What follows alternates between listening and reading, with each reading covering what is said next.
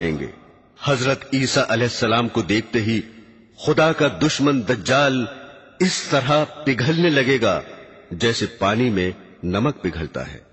اگر حضرت عیسیٰ علیہ السلام اس کو قتل نہ کرے اور ویسے ہی چھوڑ دے تو دجال بالکل پگھل کر ہلاک ہو جائے، لیکن وہ اسے اپنے ہاتھ سے قتل کریں گے اور اپنے نیزے میں اس کا خون لگا ہوا لوگوں کو دکھائیں گے۔ برادران اسلام، حضرت عزیفہ رضی اللہ تعالی عنہ فرماتے ہیں کہ رسول خدا صلی اللہ علیہ وسلم نے فرمایا کہ بے شک دجال نکلے گا اور بے شک اس کے ساتھ میں پانی بھی ہوگا اور آگ بھی ہوگی۔ بعض روایات میں ہے کہ اس کے ساتھ اس کی جنت بھی ہوگی اور اس کی دوزخ بھی ہوگی۔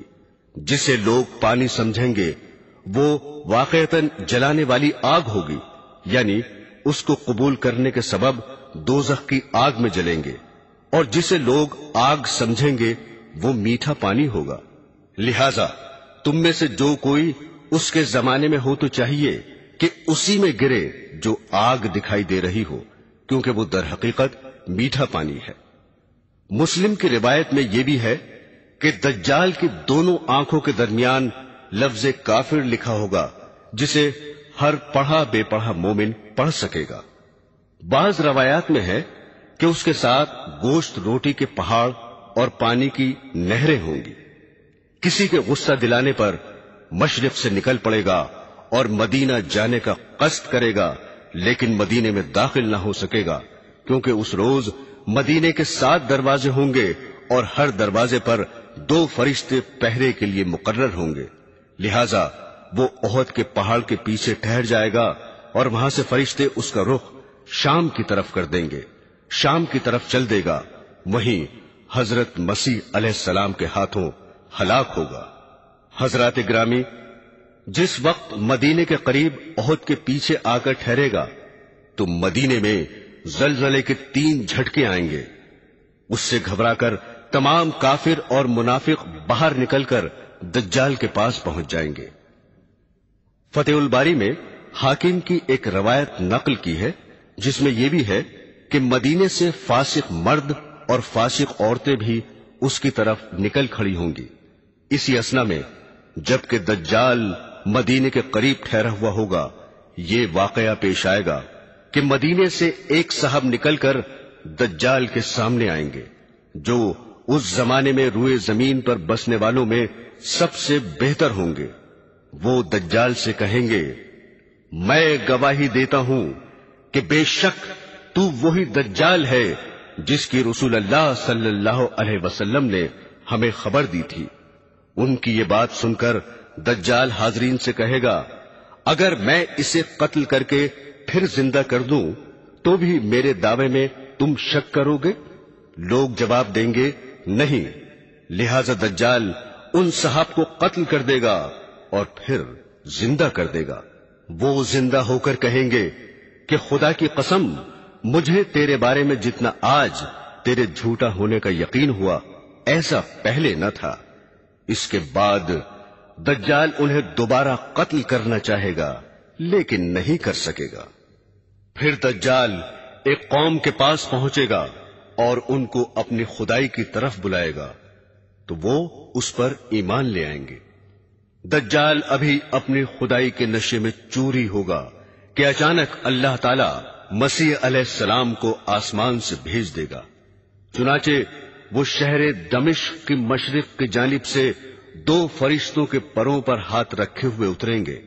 جب سر جھکائیں گے تو ان کا پسینہ ٹپکے گا، اور جب سر اٹھائیں گے تو اس سے موتیوں کی طرح پسینے کے نورانی دانے گریں گے، جیسے کہ چاندی کے بنے ہوئے دانے ہوتے ہیں۔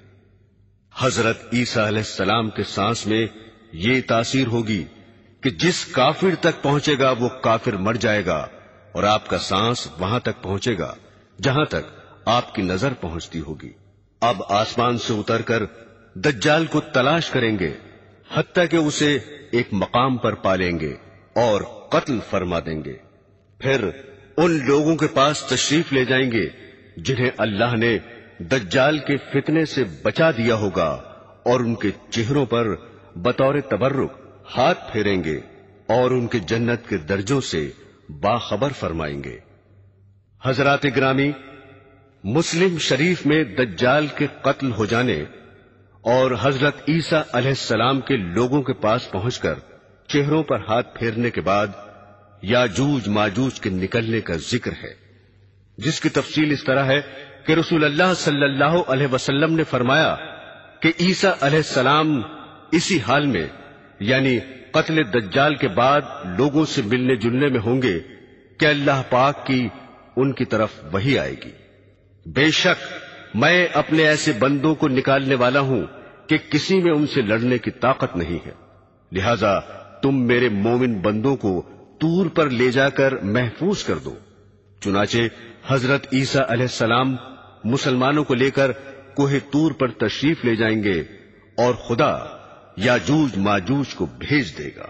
یاجوج ماجوج زمین میں شر و فساد مچا رہے ہوں گے اور اللہ کے نبی حضرت عیسیٰ علیہ السلام اپنے ساتھیوں کے ساتھ کوہ طور پر گھرے ہوئے ہوں گے۔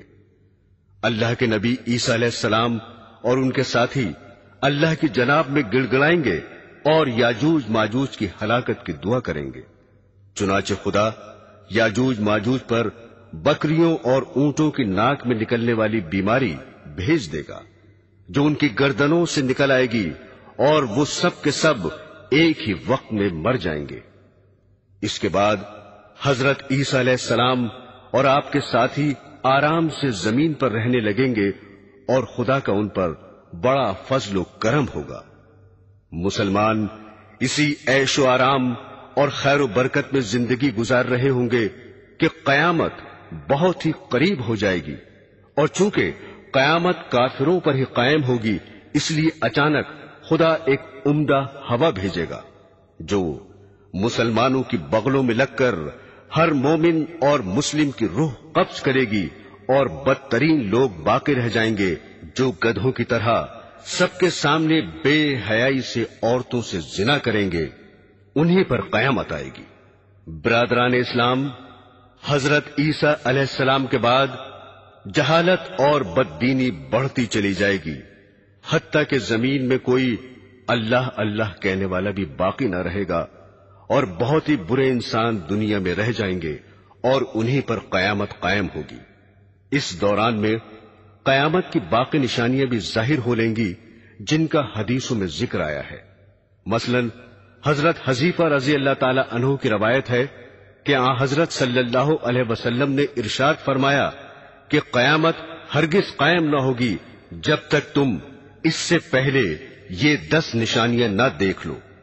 پہلی دھواں، دوسری دجال، تیسری دابت الارض یعنی زمین کا چوپایا، چوتھی پشچم سے سورج کا نکلنا، پانچویں حضرت عیسیٰ علیہ السلام کا آسمان سے نازل ہونا، چھٹی یاجوج ماجوج کا نکلنا، ساتویں آٹھویں نمی، زمین میں 3 جگہ لوگوں کا دھس جانا، ایک مشرق میں، دوسرا مغرب میں اور تیسرا عرب میں، اور ان سب کے آخر یعنی 10ویں آگ یمن سے نکلے گی جو لوگوں کو ان کے محشر کی طرف گھیر کر پہنچا دے گی۔ دوسری روایت میں 10ویں نشانی آگ کے بجائے یہ ذکر فرمائی ہے کہ ایک ہوا نکلے گی جو لوگوں کو سمندر میں ڈال دے گی۔ اس حدیث میں جن 10 چیزوں کا ذکر ہے ان میں سے دجال، یاجوج ماجوج اور حضرت عیسیٰ علیہ السلام کے نازل ہونے کا بیان ہو چکا ہے۔ باقی چیزوں میں سے ایک ہے دھواں۔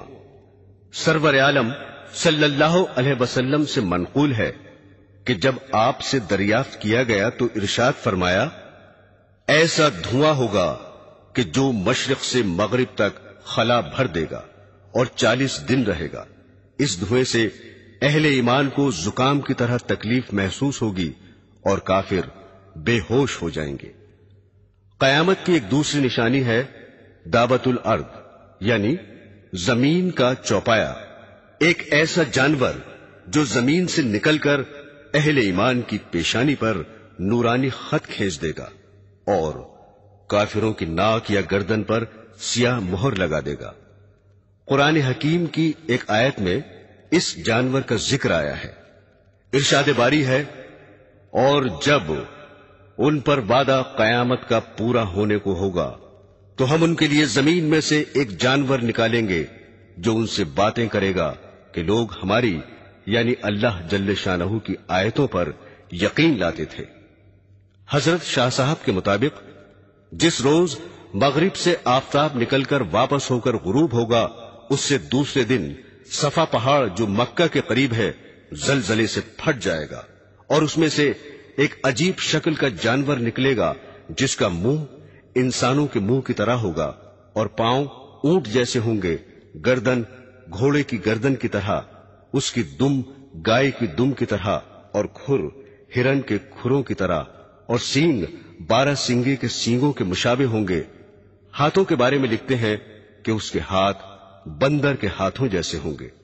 وہ بڑی فصاحت سے لوگوں سے گفتگو کرے گا اور اس کے ایک ہاتھ میں حضرت موسیٰ علیہ السلام کا عصا اور دوسرے میں حضرت سلیمان علیہ السلام کی انگوٹھی ہوگی۔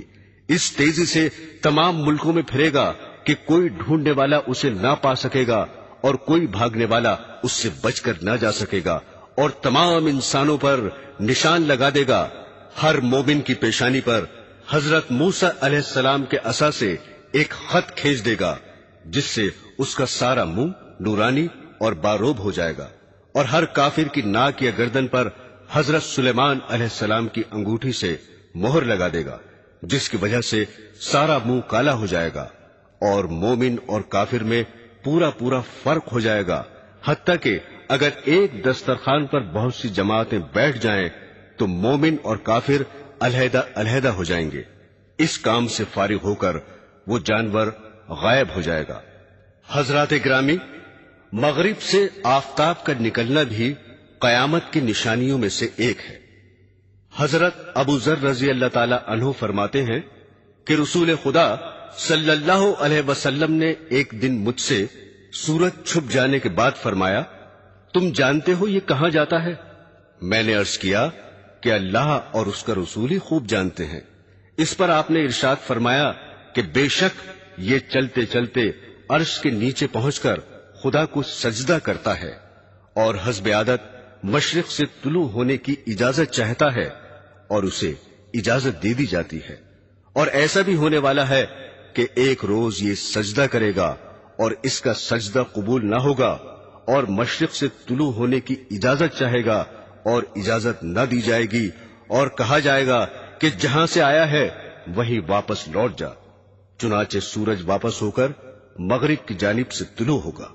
ایک اور روایت ہے کہ حضرت صلی اللہ علیہ وسلم نے فرمایا، مغرب سے طلوع ہو کر جب آفتاب بیچ آسمان میں پہنچ جائے گا تو واپس لوٹ جائے گا اور مغرب ہی میں غروب ہو کر بدستور مشرق سے نکلنے لگے گا۔ فتح الباری میں ایک حدیث نقل کی گئی ہے کہ حضرت صلی اللہ علیہ وسلم نے فرمایا کہ مغرب سے آفتاب طلوع ہونے کے بعد 120 سال انسان اور زندہ رہیں گے، پھر قیامت آئے گی۔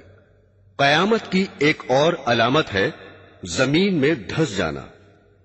حدیث شریف میں ہے کہ 3 مقامات پر لوگ زمین میں دھسا دیے جائیں گے، ایک مشرق میں، دوسرے مغرب میں اور تیسرے جزیرہ عرب میں۔